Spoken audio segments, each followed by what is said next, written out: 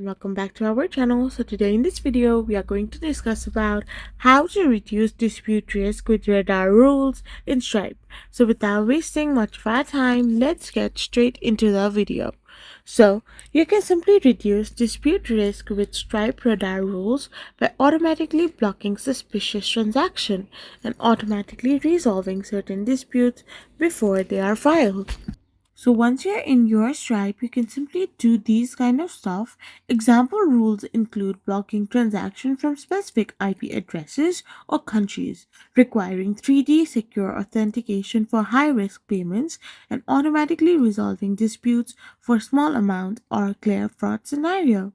So to simply block suspicious transaction or risk with radar rules, you can simply block specific IP address, block specific country, block suspicious card fingerprints, block high transaction, and block specific user agents as well.